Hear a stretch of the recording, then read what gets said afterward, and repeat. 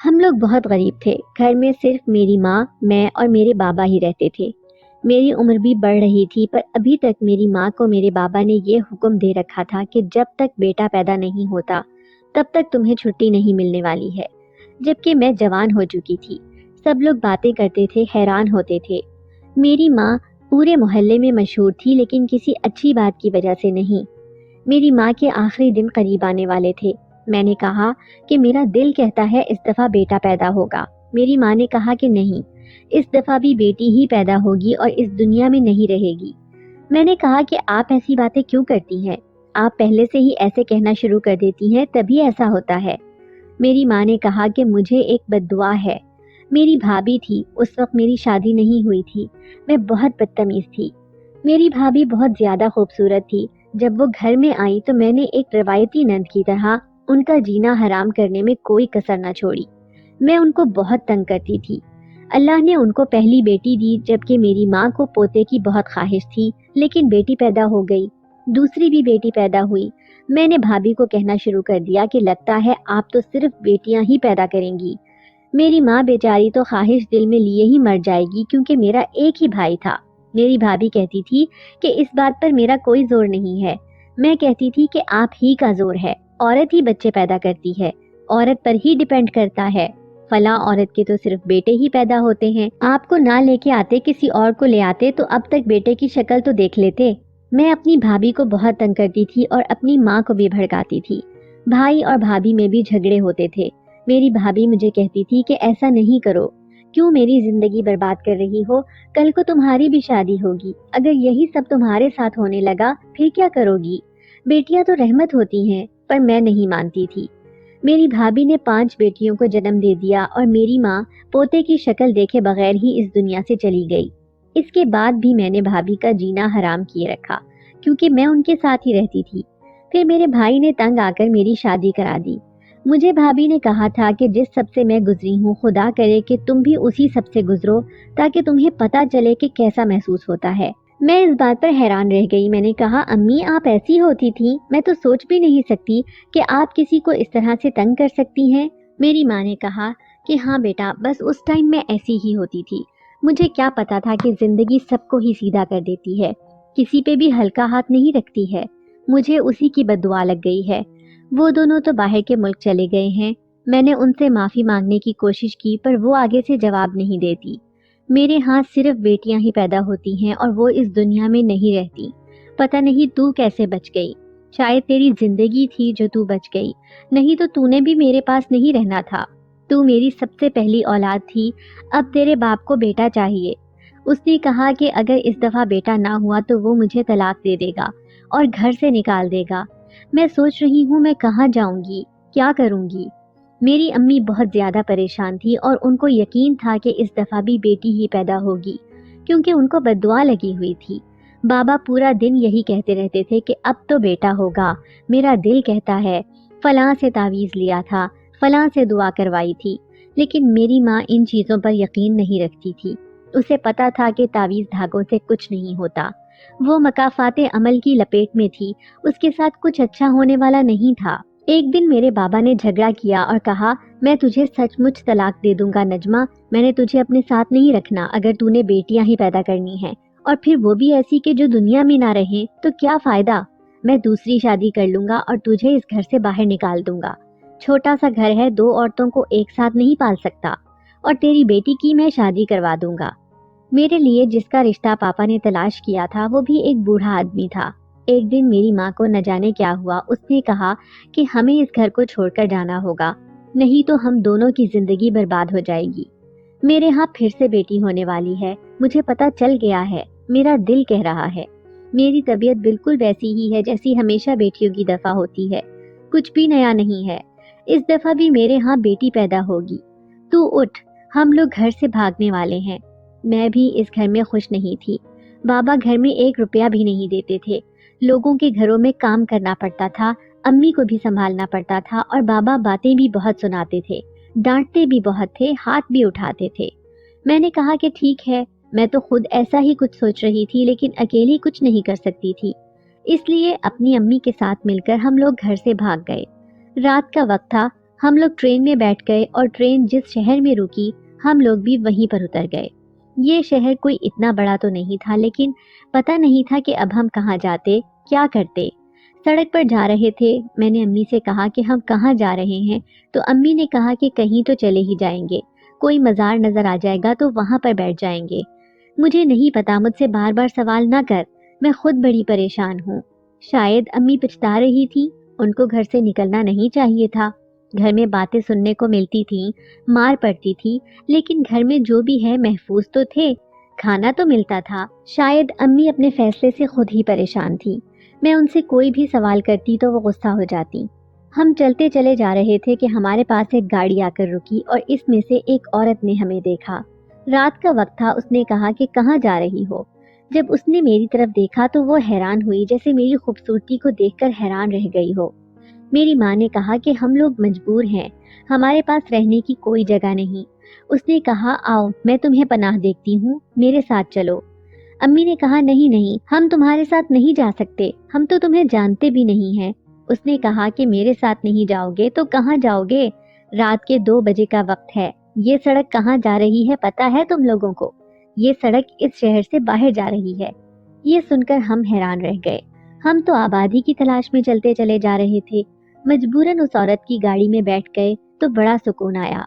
उसने गाड़ी में पानी भी रखा हुआ था, हमें पानी भी पिलाया और हमें एक बड़ी सी इमारत में ले गई। वहां पर हम जाकर बैठे, खाना भी आ गया। आसपास काफी सारी लड़कियां फिर रही थीं। घर को बड़ा सजाया गया था। यहाँ पर कमरे ही कमरे थे। मैंने कहा अम्मी ये कैसी जगह है? जब अम्मी ने आसपास देखा तो उनका दिल बैठ सा गया। उन्होंने कहा अरे ये तो किसी का घर नहीं है, ये तो कोठा है, हमें यहाँ से निकलना होगा। हम जाने लगे तो वो औरत वहां पर आ गई। उसने कहा क्या हो गया? तो मेरी माँ ने कहा कि तुमने बताया नहीं कि तुम तवाइफ हो, हमें पनाह देने के लिए कोठे में ले आई हो। मेरे साथ मेरी जवान बेटी है, मैं हामला हूँ, ये कैसी मदद की तुमने हमारी? उसने कहा कि अगर अपने साथ कोठे में ले आई हूँ तो इसका ये मतलब थोड़ी है कि तुम्हें तवाइफ बना दूंगी। अरे पनाह देने के लिए लाई हूँ, और तुम हामला हो तो यहाँ पर भी गाहे बगाहे बहुत सी औरतें हामला होती रहती हैं, उनको रखने के लिए हमने अलग हिस्सा बनाया हुआ है। और तुम्हारी बेटी यहाँ पे रहेगी तो उससे कोई उल्टा सीधा काम नहीं करवाऊंगी। हाँ, अगर वो यहाँ की सफाई वगैरह का काम करती है तो उसको कुछ पैसे वगैरह दे दिया करूंगी, ताकि तुम लोगों की खुददारी को ठेस न पहुंचे। तनख्वाह पे रख रही हूँ तुम्हारी बेटी को, और अगर मैं ये कोठा चलाती हूँ तो इसका ये मतलब नहीं कि मैं बुरी औरत हूँ और सबके लिए ही बुरा सोचूंगी। तुम्हारी बेटी जितनी मेरी भी बेटी है, मैंने उसे यहाँ से दूर रखने की बहुत कोशिश की है। मेरी माँ ने कहा अपनी बेटी को दूर रखती हो और दूसरों की बेटियों को इस काम में डालती हो। इस औरत ने कहा कि उनकी अपनी मर्जी होती है, उनके माँ बाप उन्हें यहाँ छोड़कर जाते हैं। हर एक की कौन कौन सी कहानियां सुनोगी, क्या क्या सुनाऊं मैं तुम्हें। अभी बस ये याद रखो कि मैं तुम्हारा भला चाहती हूँ। एक बात मेरी याद रखो, अगर मैं तुम्हें यहाँ लेकर ना आती तो कल सुबह तुम दोनों खुद ही यहाँ पर आ जाती। इस शहर का नाम सुना है तुमने? कसूर है ये, कसूर। यहाँ पर इस तरह के काम बहुत होते हैं। मेरी अम्मी खामोश हो गई। उन्होंने कहा कि मुझे माफ कर दो, दरअसल हम बहुत परेशान हैं, इसीलिए। हालत देखो मेरी, क्या करूं मैं? उसने कहा तुम फिक्र नहीं करो, यहाँ पे कमरा है जहाँ तुम जैसी 2-3 औरतें और भी हैं। तुम वहाँ जाकर आराम करो, वहीं पर तुम्हें खाना पीना भी मिलता रहेगा और महीने में एक दफा डॉक्टर भी आती है। तुम्हारी बेटी इस कोठे की सफाई का काम कर लेती है तो मैं उसे महीने के 15,000 दिया करूंगी। 2-4 महीने यहाँ गुजार लो, उसके बाद बेशक चली जाना। मेरी माँ ने कहा कि अगर वाकई तुम्हारी नीयत ऐसी है तो तुम्हारा बहुत शुक्रिया, तुम तो हमारी बहुत मदद कर रही हो। उसने कहा हाँ, गुनाह करती रहती हूँ, इसका मतलब ये नहीं कि सवाब करने की ख्वाहिश ही खत्म हो गई है। थोड़ा सवाब भी कमा लेना चाहिए, शायद आखिरत में किसी नेकी के बदले ही बख्शी जाऊं, वरना तो कोई उम्मीद नहीं है। हमने वहां बैठकर सुकून से खाना खाया और उसके बाद उसने मेरी अम्मी को उस कमरे में शिफ्ट कर दिया। उसने मुझे कहा कि मैं वहां पर नहीं रह सकती हूँ क्योंकि वो छोटा सा कमरा है और वहाँ पहले से ही तुम्हारी माँ जैसी 2 औरतें और भी हैं। तुम्हारे लिए अलग से जगह बना दूंगी, तुम वहां पर सो जाया करना। सुबह उठकर घर के सारे काम करने होंगे। अजीब बात थी कि वो कोठे को घर कहती थी। मैंने कहा कि ठीक है। उसने कहा कि हम पूरा दिन सोते हैं और पूरी रात जागते हैं, इसलिए तुम दिन में अपने काम कर लेना और रात में सो जाया करना। तुम्हें किसी से कोई खतरा भी नहीं होगा, तुम महफूज रहोगी। मैं सुबह उठी तो वाकई सब सोए हुए थे। ऐसे लग रहा था कि जैसे यहाँ पर कोई है ही नहीं, लेकिन कमरे बहुत ज्यादा गंदे थे और किचन और बाहर का इलाका भी। मैंने सारे कमरे साफ किए। बिस्तरों पर औरतें सो रही थी, उनके बिस्तरों को छोड़कर बाकी सब कुछ साफ कर लिया। मुझसे थोड़ा बहुत शोर हो रहा था, लेकिन वो लोग जाग ही नहीं रही थी, इतनी गहरी नींद सो रही थी। मैंने सारा किचन भी साफ किया, बर्तन भी धोए। शायद यहाँ पर 30-40 औरतें रहती थी। इसी हिसाब से यहाँ खाना भी बनता था, लेकिन खाना बहुत अच्छा बनता था। ऐसा नहीं था कि कोई दाल रोटी सब्जी बनती हो। यहाँ पे तो गोश्त और मुर्ग पुलाव बना करते थे। हमने भी यही खाया था और बहुत अरसे बाद खाया था। अम्मी ने मुझे कहा था कि फिक्र करने की जरूरत नहीं है। अगर हमारे नसीब में हमारे साथ कुछ बुरा होना लिखा होता तो अभी तक हो चुका होता, लेकिन शायद ये औरत हमारी मदद करना चाहती है। हम 2-3 माह यहाँ पर रहेंगे, इसके बाद सोचेंगे कि क्या करना है। मेरी तब तक औलाद भी हो जाएगी। अगर उसके नसीब में जिंदगी हुई और वो बच गई तो ठीक है, और अगर नहीं बची तो फिर हम दोनों माँ बेटियां हैं ना, मिलकर कुछ कर लेंगे, कहीं चले जाएंगे, मेहनत मजदूरी कर लेंगे। मैंने कहा, अम्मी अभी तक कितने ही बच्चे इस दुनिया में आए और सारे ही चले गए, आपको अफसोस नहीं होता? मेरी माँ ने कहा कि मेरे दिल में कोई झांक के नहीं देख सकता कि मुझे कितना अफसोस होता है, पर मैं क्या करूं, मैं उनको बचा नहीं सकती। अल्लाह से माफ़ी ही मांगती रहती हूँ कि अल्लाह मुझे माफ़ कर दे। इतनी माफ़ियाँ मांगी है मैंने, ज़मीन पर नाक तक रगड़ी है, पर मेरे हक में फैसला नहीं हो रहा। कहते हैं कि पहले इंसान माफ करता है फिर अल्लाह माफ करता है। मैंने भाभी से भी 1000 दफा माफी मांगी है। अब तो मेरे पास इतने पैसे भी नहीं कि मैं उनको फोन करके उनसे दोबारा से माफी मांग सकूं। भाभी भी कुछ बोलती नहीं है, दिल से मुझे माफ नहीं कर रही। बस तू अपना काम दिल लगा के करना, और अगर कोई ऐसी वैसी बात हुई तो मुझे बताना। अपने कान और आंखें खुली रखना, तुझे पता है ना ये कौन सी जगह है। मैंने कहा कि मुझे पता है, फिक्र ना करें, मैं अपने आप को भी संभाल लूंगी और काम भी अच्छे से करूंगी।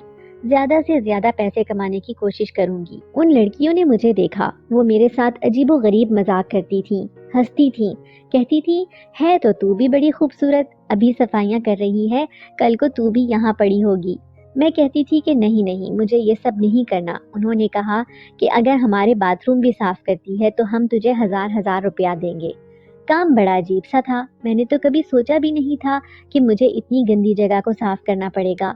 लोगों के घरों में काम तो करती थी, लेकिन उनको भी पता था कि बाथरूम साफ करना कोई आसान काम नहीं, इसीलिए तो 1000 रुपया दे रही थी। मैंने कहा ठीक है। 40 कमरे थे तो 10-15 बाथरूम भी थे। मैं रोज एक बाथरूम साफ कर देती, अलग से भी कुछ पैसे बन जाते। मैं पैसे जमा कर रही थी। मेरी अम्मी दूसरे हिस्से में थी। 1 महीना रह गया था उनके हमल को। उसके बाद उनके मुताबिक शायद मेरी कोई बहन इस दुनिया में आने वाली थी, लेकिन मैं उसकी जिंदगी की दुआ कर रही थी। जब से मैंने होश संभाला था, मैंने अपनी 4 बहनों को इस दुनिया में आते और फिर इस दुनिया से जाते हुए देखा था। मेरी माँ को वाकई किसी की बद्दुआ लगी हुई थी। ये जगह बड़ी अजीब सी थी। हमारे कुछ रिश्तेदार थे, लेकिन सिर्फ नाम के। मेरे बाबा को तो पता चल गया होगा कि हम घर से भाग गए हैं। उन्होंने वावेला भी किया होगा, रिश्तेदारों में बात फैल गई होगी। हमें नहीं पता था कि हम इतनी दूर आ गए थे। ट्रेन तेज चल रही थी, या शायद हम ही रास्ते में सो गए थे और यूं अपनी मर्जी से हम उतर गए थे। ये तो कसूर था। और हम लोग कहाँ शेखुपुरा से चले थे। बाबा ने जरूर सबको बता दिया होगा कि दोनों माँ बेटियां भाग गई हैं। हमारे खिलाफ बहुत बातें हो रही होंगी।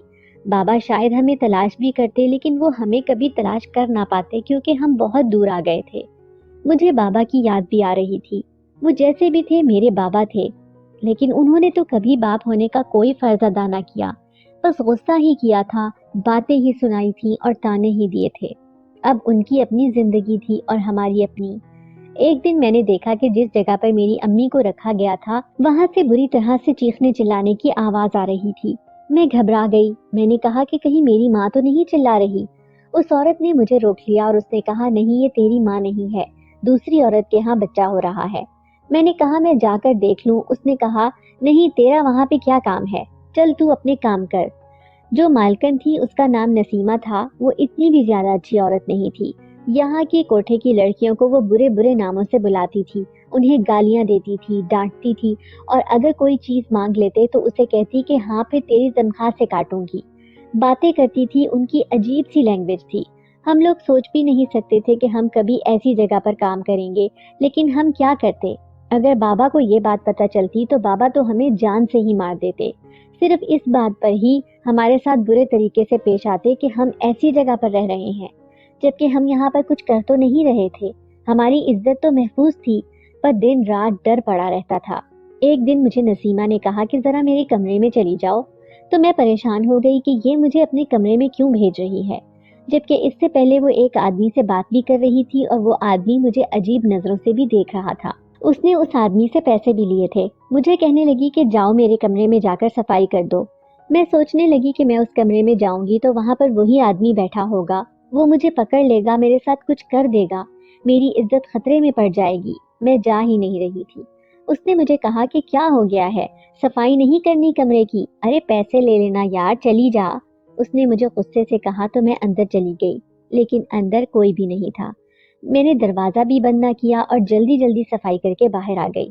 اس نے مجھے بعد میں 500 روپیہ دیا اور کہا کہ اچھی صفائی کی ہے تو نے، اس لیے یہ تیرا انعام ہے۔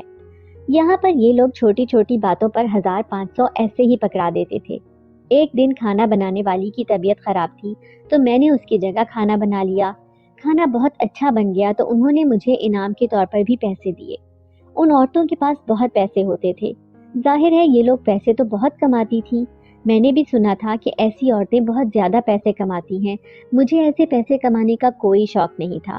میں اتنی خوش تھی کہ زندگی میں پہلی مرتبہ میرے پاس پورے 25,000 روپے تھے، اور ابھی میری تنخواہ بھی مجھے نہیں ملی تھی۔ میں یہ بات اپنی ماں کو بتانا چاہتی تھی، پر ادھر مجھے کوئی جانے ہی نہیں دیتا تھا۔ سب کہتے تھے کہ وہ وہاں آرام کر رہی ہیں، اس کے آرام میں خلل نہ ڈالو۔ ایک دن میں نے کہا کہ مجھے ان کی یاد آ رہی ہے، تو وہ سب ہنسنے لگی کہ کیوں، تم چھوٹی بچی ہو کیا؟ ہمیں دیکھو، ہم اپنے ماں باپ سے اتنے دور ہیں، ہمارے ماں باپ ہمیں خود یہاں پر چھوڑ کر گئے ہیں، کہتے ہیں کچھ بھی کرو پر پیسے کماؤ۔ ایسے ماں باپ تجھے ملے ہوتے تو پھر تو کیا کرتی؟ میں نے کہا میرا باپ بھی کوئی اچھا انسان نہیں تھا، بہت ظالم تھا۔ انہوں نے کہا جتنا بھی ظالم ہو، ہمارے ماں باپ جتنا ظالم نہیں تھا جو اپنی اولاد کو دوزخ میں پھینک کر چلے گئے۔ میں ان عورتوں کی کہانیاں بھی سنتی تھی، مجھے ان پر بہت افسوس ہوتا تھا۔ کسی کو اس کا باپ چھوڑ کر گیا تھا تو کسی کو اس کا شوہر ہی چھوڑ کر گیا تھا۔ ایک عورت تو ایسی تھی کہ اس کے شوہر نے ہی اس کو وہاں پر چھوڑا تھا اور کہا تھا کہ پیسے کما کر بھیجا کر۔ اس کی ایک بچی بھی تھی جو اس کے شوہر کے پاس ہوتی تھی۔ میں نے اسے کہا کہ جب تم یہاں سے واپس جاتی ہو تو تمہارا شوہر تمہیں قبول کر لیتا ہے؟ اس نے کہا ہاں، میں 2-3 مہینے کے بعد چلی جاتی ہوں، 1 ہفتہ اس کے ساتھ گزارتی ہوں، پھر واپس آ جاتی ہوں۔ میں نے کہا کہ وہ تمہیں تانے نہیں دیتا کہ تم ایسی جگہ پر رہتی ہو، وہاں یہ سب کرتی رہتی ہو؟ اس نے کہا وہ تانے نہیں دیتا بلکہ ذکر بھی نہیں کرتا، وہ تو ایسے کرتا ہے جیسے میں کوئی بڑی اچھی نوکری کر کے آ رہی ہوں، کوئی بھی بات نہیں کرتا۔ شاید اس نے اپنی غیرت کو مار دیا ہے، لیکن 2-4 دن تو میرے اس کے ساتھ بہت اچھے گزرتے ہیں، پھر میں واپس یہاں پر آ جاتی ہوں۔ مجھے اپنے شوہر کی یاد بھی آتی ہے، وہ روز مجھے فون بھی کرتا ہے، ہم دونوں جب ملتے ہیں تو بہت خوش ہوتے ہیں۔ مجھے میری ماں کی بہت یاد آ رہی تھی، اتنی کہ مجھ سے رہا نہ گیا۔ ویسے بھی ان کا وقت تو پورا ہو گیا تھا، مجھے ان کی فکر تھی، اسی لیے میں چوری چوری ہی اس طرف چلی گئی جہاں پر میری ماں کو رکھا گیا تھا۔ مجھے پتا تھا اگر ان لوگوں کو پتا چل گیا کہ میں وہاں پر اس طرح سے جا رہی ہوں تو یہ لوگ مجھے ڈانٹیں گے، کہیں گے کہ کیوں ہم پر بھروسہ نہیں تھا، کام چھوڑ کے جا رہی ہو۔ ابھی میرے کئی کام پڑے ہوئے تھے پر میں کیا کرتی، مجھے میری ماں کی بہت فکر ہو رہی تھی، میرا دل گھبرا رہا تھا۔ میں وہاں پر چلی گئی، کمرے کے اندر سے عجیب سی آوازیں آ رہی تھی، میری ماں تکلیف میں تھی، چیخ رہی تھی، چلا رہی تھی۔ میں حیران تھی کہ کیا ہو رہا ہے۔ میرے دل میں اچانک سے برے برے خیال آنے لگے کہ کہیں انہوں نے مجھے بیوقوف بنایا ہو اور میری ماں کو استعمال نہ کر رہے ہوں، اور میری ماں بھی یہ سب اس لیے کر رہی ہو تاکہ میری عزت محفوظ رہے۔ ایک ہی منٹ میں میرے دماغ میں اتنے سارے خیال آ گئے کہ میں بتا بھی نہیں سکتی۔ میں اندر داخل ہوئی تو سامنے کا منظر دیکھ کر حیران رہ گئی۔ میری ماں لیٹی ہوئی تھی اور میری ماں کے ساتھ 4 بچے پڑے ہوئے تھے، اور وہ چاروں کے چاروں ہی بیٹے تھے۔ ان عورتوں نے مجھے کہا تم کون ہو، یہاں کیا کر رہی ہو؟ وہ میری ماں کی مدد کر رہی تھی۔ میری ماں نے کہا اس کو آنے دو، یہ میری بیٹی ہے۔ میں اپنی ماں کے پاس چلی گئی، میں نے کہا امی آپ ٹھیک تو ہیں؟ میری ماں نے کہا ہاں بیٹا میں بالکل ٹھیک ہوں، بس میرا ٹائم آ گیا تھا، دیکھو اللہ نے تمہیں 4 بھائی دیے ہیں، میرے ہاں 4 بیٹے پیدا ہوئے ہیں، دیکھو تو۔ میری ماں کی خوشی دیکھنے کے لائق تھی۔ میں نے بچوں کو دیکھا، وہ بہت زیادہ پیارے اور صحت مند لگ رہے تھے۔ میں نے کہا امی کہیں یہ بھی تو؟ میری ماں نے کہا نہیں نہیں، ان کے ساتھ کچھ نہیں ہوگا، میرا دل کہتا ہے کہ ان کے ساتھ کچھ نہیں ہوگا۔ لگتا ہے میری بھابھی نے ہمیں معاف کر دیا ہے، تبھی تو اللہ نے مجھے ایک ساتھ 4 بیٹوں سے نواز دیا۔ وہاں کی سب عورتیں بھی بہت خوش تھیں، وہاں پر تو خوشی کا ماحول تھا۔ میں حیران تھی کہ ہم لوگ تو یہی سوچتے ہیں کہ بری جگہ پر لوگ ہمیشہ برے ہی ہوتے ہیں، لیکن کبھی کبھی بری جگہ پر اچھے لوگ بھی ہوتے ہیں، جس طرح اچھی جگہ پر برے لوگ ہوتے ہیں۔ زندگی اسی کا نام ہے۔ ہم 2-3 مہینے تک وہیں پر رہے، پھر جب میری امی کی طبیعت تھوڑی بہتر ہو گئی اور بچے بھی تھوڑی جان میں آ گئے تو ہم نے سوچا کہ اب ہمیں واپس جانا چاہیے۔ ہم اپنے بابا کے پاس واپس جانا چاہتے تھے، وہ ان بچوں کو دیکھ کر بہت خوش ہوتے۔ لوگوں نے ہمیں کہا کہ تم نہیں جاؤ، وہ تمہیں باتیں سنائیں گے، برا بھلا کہیں گے کہ 3-4 مہینے کہاں رہ کر آئی ہو۔ پر میری ماں نے کہا کہ ہم جھوٹ بول دیں گے کہ کسی رشتے دار کے گھر پر تھے، ہمیں جانا ہی ہوگا۔ پتہ نہیں میری ماں کا یہ فیصلہ صحیح تھا یا غلط۔ ہم لوگ واپس چلے گئے تو سامنے کا منظر دیکھ کر حیران رہ گئے۔ پاپا گھر میں بیٹھے تھے اور رو رہے تھے۔ جیسے ہی ہمیں دیکھا بڑھ کر گلے سے لگا لیا، دیکھا کہ گود میں بچے ہیں تو حیران رہ گئے۔ انہوں نے کہا کہ 4 بیٹیاں پیدا ہوئی ہیں۔ میری بیٹیاں، اللہ نے مجھے بیٹیاں دی ہیں، بیٹیاں ٹھیک ہیں، صحت ٹھیک ہے ان کی؟ یہ تو بڑی لگ رہی ہیں، اس کا مطلب ان کی جان نہیں گئی، یہ بچ گئی ہیں۔ میرے بابا سمجھ رہے تھے کہ ان کے ہاں بیٹیاں ہی پیدا ہوئی ہیں، لیکن وہ پھر بھی بہت زیادہ خوش ہو رہے تھے۔ لگتا ہے انہوں نے دل سے بیٹے کا خیال نکال دیا تھا اور اس بات کو قبول کر لیا تھا کہ اولاد اللہ کی نعمت ہے۔ ہم لوگ بیٹھ گئے۔ بابا نے کہا تمہارے بھائی اور بھابھی آئے تھے باہر کے ملک سے، تم سے ملنے کے لیے آئے تھے، لیکن تم یہاں پر نہیں تھی۔ تمہاری بھابھی تمہارے لیے بہت سارے تحفے لائی تھی، تم سے ملنا چاہتی تھی۔ میری ماں نے کہا کہ تبھی تو میرے ساتھ اتنا بڑا کرم ہو گیا۔ میری ماں نے میرے بابا کو بتایا کہ یہ بیٹیاں نہیں بیٹے ہیں، اللہ نے ہمیں 4 بیٹے دیے ہیں۔ میرے بابا حیران رہ گئے، سجدے میں گر گئے۔ انہوں نے کہا مجھے معاف کر دو، میں بہت برا تھا، میں نے تم لوگوں کے ساتھ بہت برا کیا۔ میں اپنے بچوں کے لیے پیسے کماؤں گا، تم لوگوں کو کبھی کسی تنگی میں نہیں رہنے دوں گا، ہمیشہ خوش رکھوں گا۔ بابا نے تو ایک دفعہ بھی نہیں پوچھا کہ ہم کہاں تھے، کہاں رہے۔ امی نے خود ہی بتا دیا کہ کسی رشتے دار کے گھر پر تھے۔ بابا نے کہا مجھے کچھ نہیں جاننا، بس اللہ نے مجھے میری فیملی واپس کر دی، مجھے اور کچھ بھی نہیں چاہیے۔ اس کے بعد سے ہماری زندگی بہت خوبصورت ہو گئی۔